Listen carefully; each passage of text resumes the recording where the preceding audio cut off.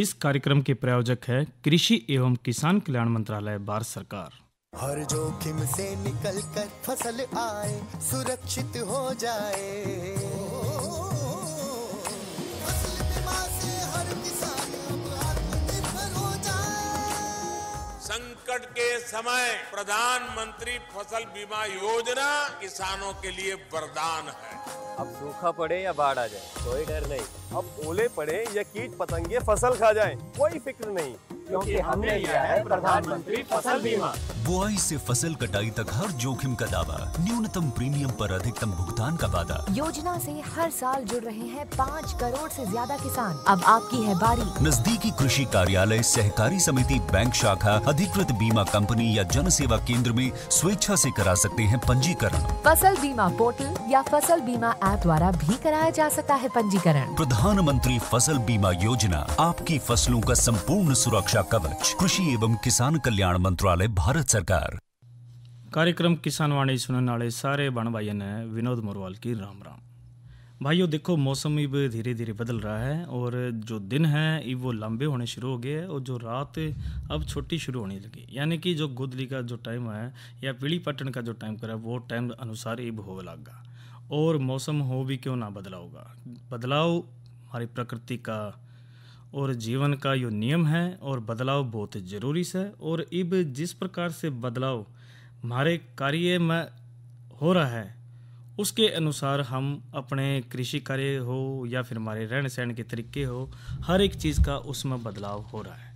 और बदलाव के कारण ही आज जिस प्रकार से जनसंख्या बढ़ रही है उसके अनुसार जो कृषि के अंदर हम न सोचा है कि कम टाइम में ज़्यादा से ज़्यादा फसल लेवे, और इस आपाधापी के चक्कर में हम जो उर्वरा शक्ति जो भूमि की है वह भाई ख़त्म होती जा रही है। और उर्वरा शक्ति किस प्रकार से बना, थोड़ी सी सूझबूझ के अनुसार हमारे जो प्रगतिशील किसान बहन भाई अगर जो चल है तो भाई सोने पर सुहागा होगा।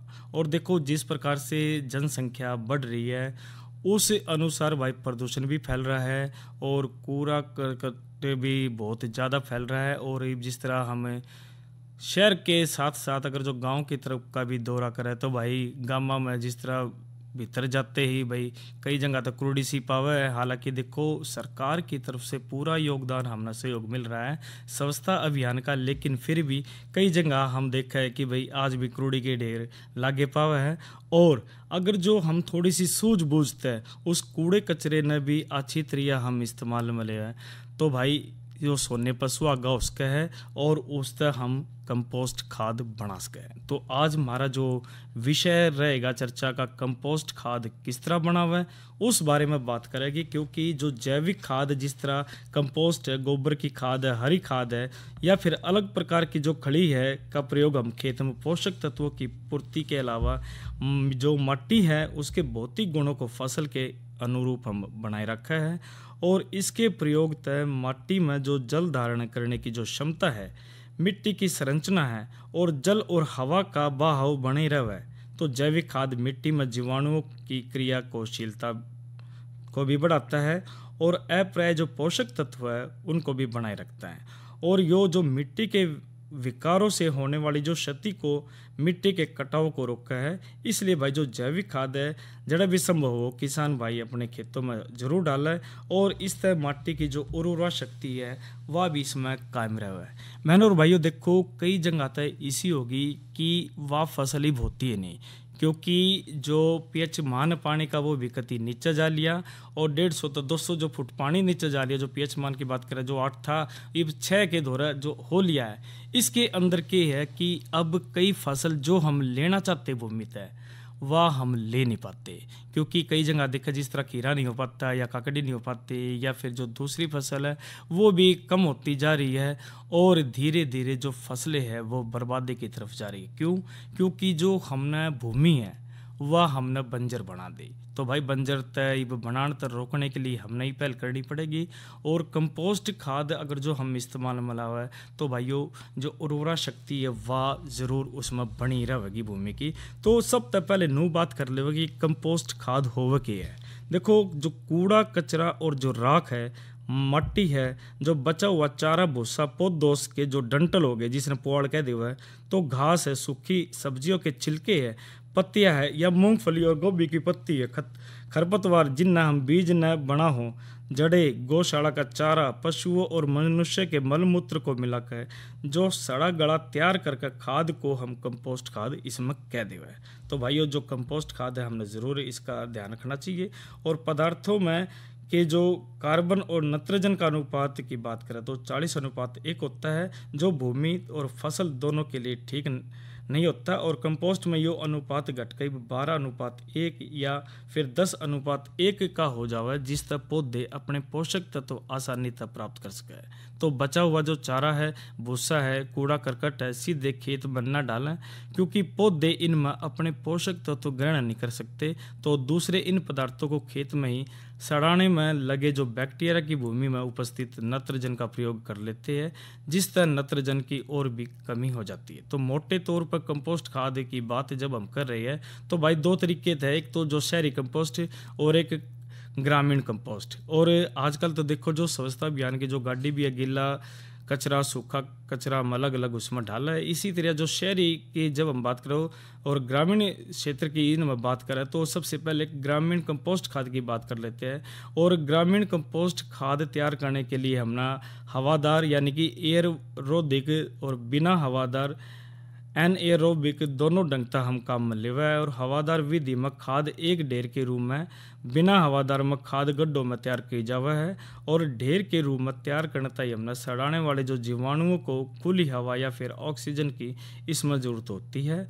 और इसके विपरीत जो गड्ढों में कंपोस्ट सड़ाने वाली जो जीवाणुओं को हवा या फिर ऑक्सीजन की आवश्यकता नहीं रहती। और गड्ढों में तैयार खाद ढेर के रूप में तैयार खाद अच्छे गुणों वाली होती है। और अब बात कर लेते हैं गड्ढों में कंपोस्ट बनाना, वो किस प्रकार से बनाना। देखो जो सबसे पहले तय हमने इसमें स्थान का चुनाव करना पड़ेगा कि भाई कंपोस्ट खाद के लिए जगह कौन सी बढ़िया रहेगी। और इसका इस चुनाव के लिए हमने कंपोस्ट बनाने के लिए इसी स्थान का चुनाव करना चाहिए जड़ा गड्ढा खोदा जा सके और गड्ढा उच्च स्थान पर बनाएं और जड़ा उसमें बारिश का पानी न भर सके।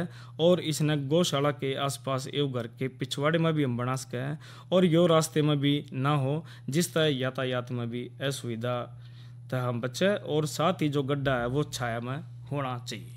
और गड्ढे की जो खुदाई की बात करें तो गड्ढे की जो लंबाई चौड़ाई गहराई सही ढंग से न रखी जाए तो खाद अच्छी तरह से नहीं सड़ पाती।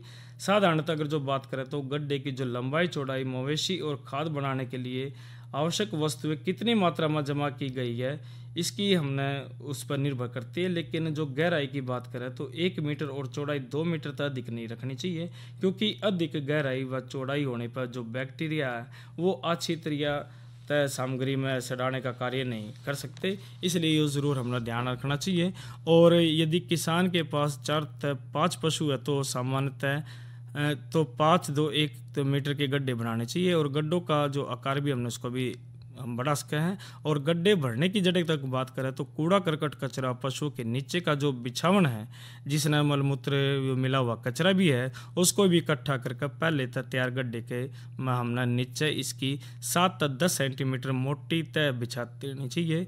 और इस तरह ऊपर तय 4 से 5 सेंटीमीटर मोटी गोबर की तय लगा देवे। साथ में जो पशु का मूत्र भी इस पर डाल देवे जो पानी की आवश्यकता तो पूरा करे है, साथ ही कंपोस्ट खाद के गुणों में भी यो वृद्धि करता है। तो गोबर गैस संयंत्र से निकला हुआ गोबर मिले तो बहुत अच्छा है, क्योंकि उसमें पानी भी घुला हुआ होता है। और इस तरह तय तक लगाते जाते जब तक कि गड्ढा जमीन के धरातल तक 25 से 30 सेंटीमीटर ऊपर तक ना भर जावे। और उसके बाद जो गड्ढे के ऊपर तक गोबर वो मिट्टी के जो मिश्रण तय उसकी लिपाई कर देवे। और इस लिपाई की तय में 5 सेंटीमीटर मोटी होनी चाहिए। और यह खाद जो 4 से 5 माह में सड़कर तैयार हो जाती है और हमारी याद तैयार हो जाती है। और इस विधि में गड्ढे में अधिक ताप क्रम की नहीं होता और अघुलनशील जो नत्रजन है यौगिक घुलनशील तत्वों में बदल जाते हैं और कार्बनिक पदार्थ जिस तरह कार्बन डाइऑक्साइड और पानी में बदल जाते हैं और कार्बन डाइऑक्साइड की अधिकता के कारण अमोनिया गैस बाहर हवा में नहीं जा पाती और गड्ढे की लिपाई करने से दूसरी दुर्गंधपूर्ण गैस भी बाहर नहीं निकलती, जिस तरह वातावरण भी दूषित होने तक बचा रहा है। तो इसमें अब बात हमने ये सारी कर ली, लेकिन थोड़ी सी साथियों इसमें ध्यान देने योग्य और भी बात है। इसमें एक गड्ढा बनता पहले दूसरा गड्ढा तैयार करना चाहिए, इसमें ध्यान रखना चाहिए। और गड्ढे पर सूर्य की जो तेज रोशनी नहीं पड़नी चाहिए, इसके लिए या तो गड्ढे के ऊपर छाया करे या फिर गड्ढा पेड़ के नीचे खोदना चाहिए, जिस तक कि गोबर में मौजूद तत्व नष्ट न हो। और इसी तरह जो कंपोस्ट के गड्ढे में नमी सदा पर्याप्त मात्रा में होनी चाहिए ताकि सड़ने की क्रिया ठीक ढंग तो होवे। और जो गड्ढे की गहराई की बात करें तो 1 मीटर तक इसमें ज़्यादा ना हो, यो भी हमने ध्यान रखना चाहिए।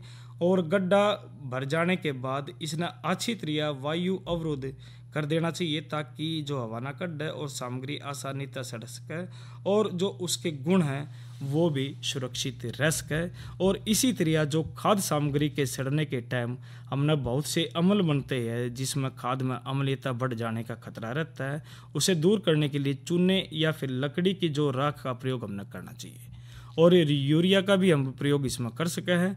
और इसी तरह जो कूड़े कचरे के साथ कड़ी लकड़ी या फिर डंटल के टुकड़े न डालने, इसका भी ध्यान रखना चाहिए। इस तरह से हम बनाई गई कंपोस्ट में नत्रजन, सल्फर और पोटाश की मात्रा क्रमशः 0.8 से लेकर 1.0% और 0.5% और 1.0 से 1.5% तक हम इसमें पास गए। तो साथियों यह हमने कंपोस्ट विधि बताई थी कि कंपोस्ट हम किस प्रकार से बनावे और कूड़ा कचरा और बचा हुआ चारा हम काम में इसमें किस तरह लेवे। क्योंकि देखिए ये छोटी छोटी जो जानकारी है इससे हम वातावरण को भी सुरक्षित रख सके हैं और भाई कूड़े के जो ढेर लग रहे उससे भी बच सके हैं और उससे हम फ़ायदा कंपोस्ट बनाकर अपने जो भूमि की उर्वरा शक्ति है उसको भी बढ़ा सके हैं।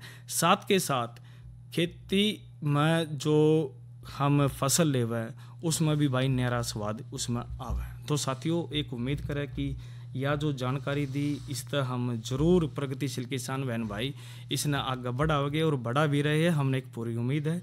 और अब बात दूसरे नई फसल नई उमंग की बात करते हैं, लेकिन भाइयों टाइम जो आपका मनोरंजन का हो रहा है और एक रागनी सुनवाते हैं और फिर कार्यक्रम ग्राम किसान वाणी के अंदर हम दूसरी चर्चा करेंगे नई फसल नई उमंग में औषधीय फसल मुलेठी की काश्त की। लेकिन अब सुनते हैं ये लोकगीत। उसकी करनी उसके आगे जिक्र करा न करते मरती बरिया दुश्मन के सरे दोष धैर्या न करते उसकी करने उसके आगे जिक्र करा न करते मरती बरिया दुश्मन के सरे दोष धैर्या न करते।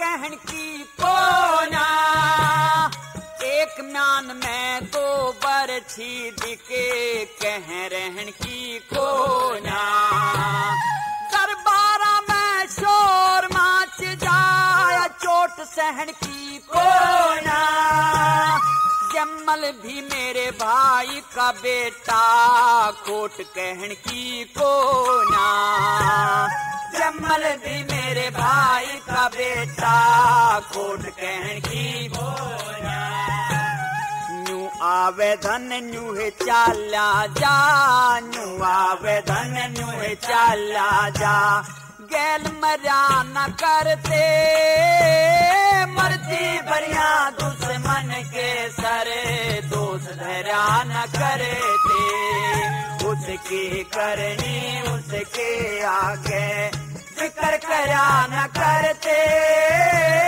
मरते बढ़िया दुश्मन के सरे दोस्त धरा न करते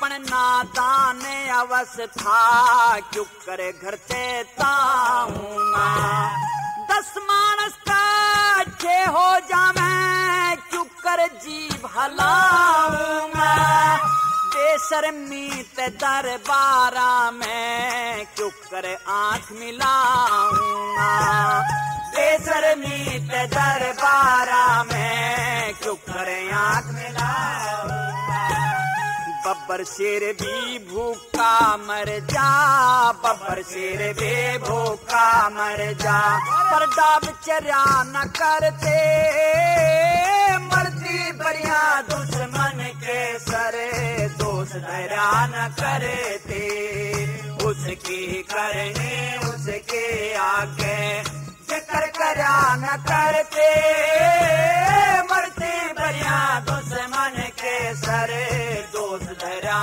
न करते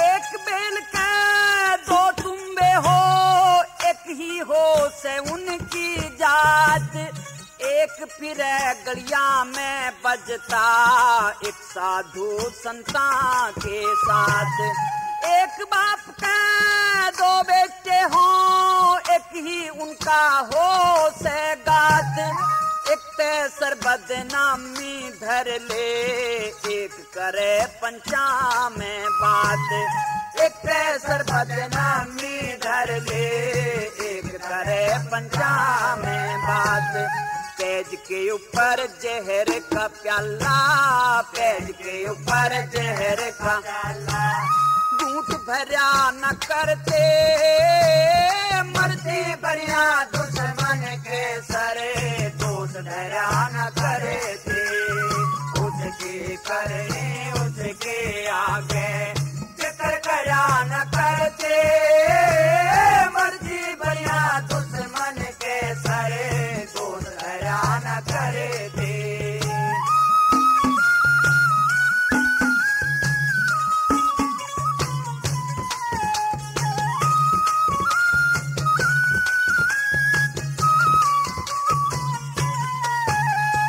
हाँ मंग राम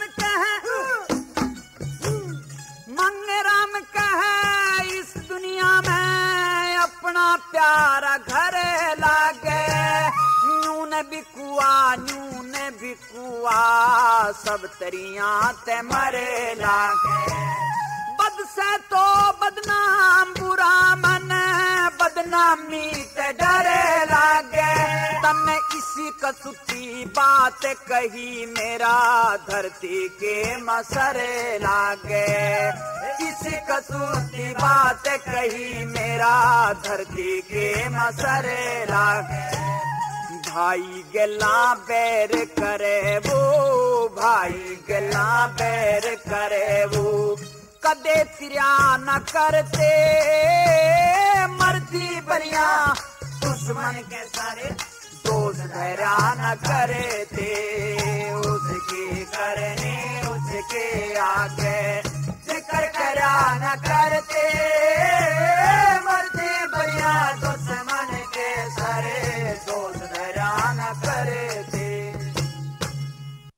बहनों और भाइयों, यो तो आपने रागनी सुनी कार्यक्रम किसान वाणी में, और बात है भी बहुत बढ़िया कि भाई जिसा जो करेगा उसा पावेगा, उसकी करनी उसके आगे, और जिक्र कुछ नहीं करना चाहिए, और सब कुछ यही पृथ्वी पर है। और अब बात हम दूसरी और कर लेते हैं कि अगली नई फसल नई उमंग की बात करेंगे, औषधीय फसल मुलेठी की काश्त। लेकिन उससे पहले थोड़ा मौसम के बारे में भी बता देते हैं। और मौसम की बात करें तो इसके अंदर हम आज के मौसम की बात कर लेते हैं। और आज के जो मौसम की बात करें तो इसमें आज का अधिकतम तापमान अधिकतम 28 और न्यूनतम 14 डिग्री सेल्सियस रिकॉर्ड किया गया। और जाड़े तक कल के मौसम की बात करें तो अधिकतम 31 और जो न्यूनतम 14 डिग्री सेल्सियस रहने की संभावना है। और 6 तो 19 किलोमीटर प्रति घंटा की रफ्तार से हवा भी बहेगी। और इस प्रकार तो जो भाई दिन भी बहुत बड़े हो गए हैं। और अब जो जिक्र कर लेते हैं हम कल के कार्यक्रम की भी बात कर लेते हैं। और कल क्या प्रसारित होगा उस कार्यक्रम की चर्चा की बात करें तो भाइयों कल कार्यक्रम हमारा मंगलवार है और मंगलवार न हम कार्यक्रम लेकर आया करें कार्यक्रम फोन इन। और कल का जो विषय रहेगा किसानवाणी कार्यक्रम में गर्मियों में मधुमक्खियों की व्यवस्था के बारे में बात होगी। और विशेषज्ञ रहे डॉक्टर CJ जुनेजा जो सलाहकार एकीकृत है मधुमक्खी पालन रामनगर कुरुक्षेत्र में। और ज़रूर कार्यक्रम सुनिए साथियों, ताकि मधुमक्खी पालन की व्यवस्था के बारे में जो भाई प्रगतिशील किसान बहन भाई मधुमक्खी पालन करे उस तरह अपना लाभ ले सके। और अब बात कर लेते हैं नई फसल नई उमंग की। और आज कार्यक्रम में हम लेकर आ रहे औषधीय फसल मुलेठी की काश्त। क्योंकि देखिए जो औषधीय फसल की जब हम बात कर लेते हैं तो ये मुलेठी है साथियों, सारा नबेरा के भाई गले न ठीक करना ही बहुत बढ़िया रव है। और सुलहटी और बहुवर्षीय औषधीय फसल है जिसकी जड़ों में ग्लाइसिरजीन नामक तत्व होता है। और जो कि मुख्य तौर तक खांसी दूर करने वाली जो दवाइयों को बनाने में प्रयोग में लावा है। और जानने के लिए साथ साथ अन्य औषधियाँ भी इसमें इस्तेमाल हुआ है। और इसकी जो भारी मांग का मुख्य भाग जो आयात द्वारा ही पूरा करा है। और अगर जो बात करें तो साथियों इसमें हरियाणा में यो औषधीय फसलों का बहुवर्षीय पौधा है जो कि अनुकूल वातावरण में 1.5 मीटर तक बढ़ जाता है। और इसकी सिर्फ जड़ें ही उपयोगी होती है क्योंकि उपयोगी तत्व सिर्फ जड़ों में ही पाया जावा है जो कि 2.5 से 3 वर्ष में खोद कर निकालने योग्य हो जावा है। और जो दूसरी फसलों की अपेक्षा इसमें कम सिंचाई और देखरेख की भी जरूरत पड़ती है, इसलिए इसकी जो फसल सीमित सिंचाई वाले इलाका में ही इसमें करते हैं। और जलवायु और भूमि की जब हम बात करें तो यो जो गर्म और शुष्क जलवायु वाली जो फसल है उसके लिए या हल्की जो दोमट मिट्टी है जिसमें पानी की निकास की समुचित व्यवस्था हो और जो क्षारीय या फिर लवणीय ना हो उसमें अच्छी तरह रहती है यह फसल लेनता ही। और इसी तरह जो खेत की तैयारी और खाद की जब हम बात करें तो इसमें खेत को 2-3 बार हल चलाकर बुरबुरा सा और समतल हमने कर लेना चाहिए ताकि पानी ज़्यादा टाइम तक खड़ा न रह सके। और खेत को तैयार करने से पहले हमने 40 से 50 गाड़ी गोबर की सड़ी हुई खाद तैयार खेत में डाला है। और आखिरी जुताई के टाइम हमने 20 किलो नाइट्रोजन तत्व और 40 किलो फास्फोरस तत्व इसमें हमने मिलाना चाहिए। और जड़े तक दीमक के प्रकोप की बात करें तो उड़ा हमने 25 किलो BHC 10% प्रति लीटर इसमें ज़रूर मिलाना चाहिए। और शेष 20 किलो नाइट्रोजन का जो फुटाव आने पर लगभग बिजाई के 1 महीने बाद जो छिट्टा सा लगा देवे। और उसके बाद हमने इसमें 15 किलो नाइट्रोजन प्रति हेक्टेयर प्रति वर्ष के मार्च में हमने डालकर इसमें हम आगे बढ़ा सके हैं। और बिजाई की जड़ें तक बात करें तो मुलेठी को ताज़ा खोद कर निकाली गई जड़ों द्वारा वर्ष में हम 2 बार लगा सके हैं। और जिन इलाका में गर्मी के मौसम में सिंचाई के पानी का प्रबंध हो उड़ा हम फरवरी मार्च या समय अनुसार इसमें ठीक रहता है। और लेकिन जड़े गर्मियों में पानी की उपलब्धता अनिश्चित हो उड़ा कम हो तो वहाँ पर हम मानसून के समय जुलाई अगस्त में लगानी चाहिए क्योंकि इसके लगाते टाइम हमने पानी लगाना ज़रूरी है। और बीज और जड़ों की मात्रा तक की बात करें तो साधारणतः हमने 2 से 2.5 क्विंटल ताज़ा खोद कर निकाली गई जड़ें 1 हेक्टेयर के लिए इसमें पर्याप्त होती है। और किस्मा की जड़ें तक बात करें इसके अंदर हम बिजाई के तरीके इसमें किस्में के अंदर इसमें हरियाणा मुलेठी नंबर 1 इसमें ठीक रहता है। और बिजाई के तरीके की बात करें तो अच्छी तरह किए गए खेत में ताज़ा खोदी गई जड़ें जो 6 से 9 इंच लंबी हो और उन पर 2 से 3 आँख हो, कतार से कतार की दूरी 3 फुट यानी 90 सेंटीमीटर और जड़ से जड़ की दूरी की कतार में 1.5 फुट यानी 45 सेंटीमीटर रख कर दबाई जाती है और 1 से 2 इंच मिट्टी से दी जाती है। और जड़ लगाने के तुरंत बाद खेत को पानी लगाना चाहिए ताकि जो जड़ों का जो जमाव है वो अच्छी तरह हो जावे और पानी जो हल्का लगाना चाहिए और खेत में पानी खड़ा नहीं रहना चाहिए, ये भी ज़रूर ध्यान रखना चाहिए, ना तो जो जड़ है वो गल जाएगी।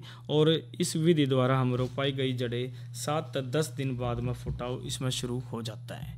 और अब बात कर लेते हैं सिंचाई की। साथियों देखो, आरंभ में हमने अच्छे जमाव और फुटाव होता ही हमने खेत में नमी बनाए रखे और बाद में भूमि, जलवायु और वर्षा के अनुसार इसमें ज़रूरत के अनुसार पानी लगाना चाहिए।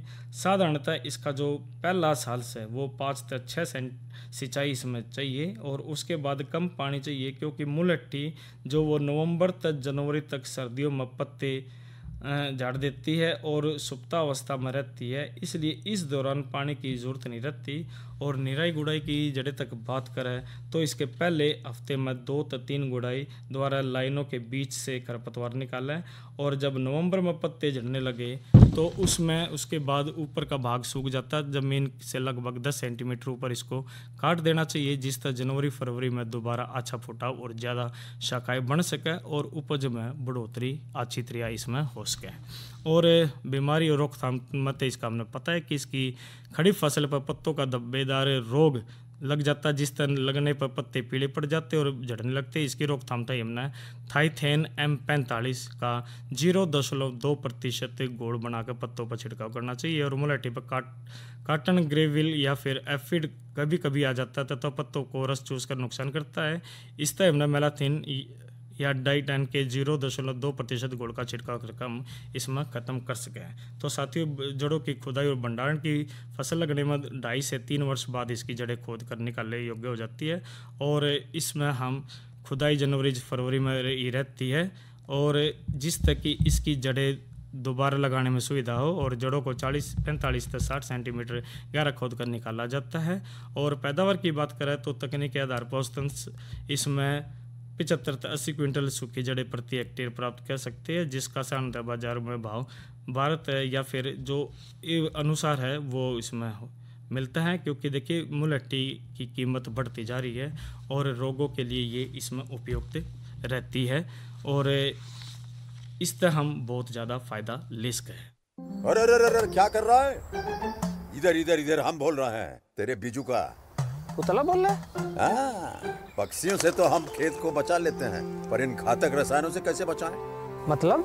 देख बेटा, तू जो ये अंधाधुंध रसायन मिलाता है ना, मिट्टी की सेहत बिगड़ने लगी है और जब माटी ही कमजोर पड़ जाएगी तो उपज कैसे सेहतमंद होगी? अरे पहले ऐसा नहीं था, पूछना अपने बड़े बुजुर्गों से, कैसे फसल लहलहाती थी, शुद्धता झलकती थी। हाँ, माटी भी तंदुरुस्त और लोग भी। अरे अब पहली वाली बात कहाँ, पर अब तो सब यही डाले हैं। सब नहीं, आज भी लाखों जागरूक किसान परंपरागत विधि से फसल उगा रहे हैं, खर्चा कम और उपज की कीमत भी बेहतर पा रहे हैं। सच है? रे बेटे, एक्सपीरियंस से बता रहे हैं, धूप में बाल सफेद नहीं किए हैं। हाँ। ठीक है भाई, मैं भी आज से जैविक खेती शुरू करूंगा। माटी से प्रेम की परंपरा है, परंपरागत खेती। तो साथियों, आज के किसान वाणी कार्यक्रम में इतना ही। अगले अंक में फिर मिलते हैं। अच्छा भाइयों, राम राम। इस कार्यक्रम के प्रायोजक थे कृषि एवं किसान कल्याण मंत्रालय, भारत सरकार।